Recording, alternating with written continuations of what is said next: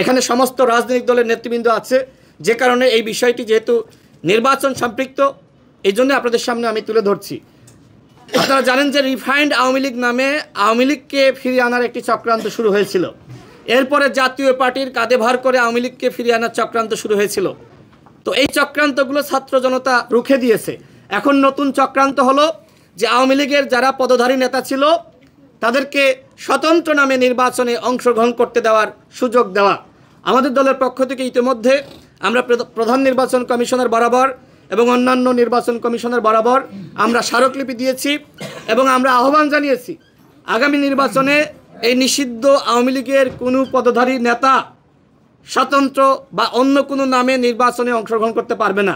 যেহেতু দল হিসেবে আওয়ামী লীগ নিষিদ্ধ হয়েছে, তাদের সাংগঠনিক কার্যক্রম নিষিদ্ধ, সুতরাং এই নিষিদ্ধ সংগঠনের কোনো নেতা স্বতন্ত্রভাবেও নির্বাচনে অংশ নিতে পারবে না।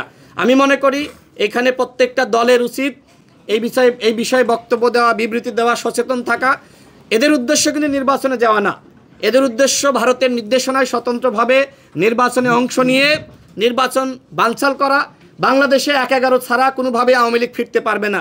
সুতরাং কিভাবে অরাজকতা সৃষ্টি করে নির্বাচনের পরিবেশ নষ্ট করে কিভাবে শেখ হাসিনাকে আওয়ামী লীগকে ফিরিয়ে আনা যায় সেই চক্রান্তে কিন্তু লিপ্ত হয়েছে। এবং এইটা শুধুমাত্র আমাদের এই দেশীয় আওয়ামী লীগের প্ল্যান না, এটা ভারতের প্ল্যান যে স্বতন্ত্র নামে ৩০০ আসনে আওয়ামী লীগের নেতারা নির্বাচনে অংশ নিবে এবং নির্বাচনটা বানচাল করবে। আগামী নির্বাচন বানচাল হোক, সেটি নিশ্চয়ই আমরা কেউ চাই না। সুতরাং আগামী নির্বাচনে ডামি মামি স্বতন্ত্র কোনোভাবেই আওয়ামী লীগের পদধারী নেতারা অংশ নিতে পারবে না।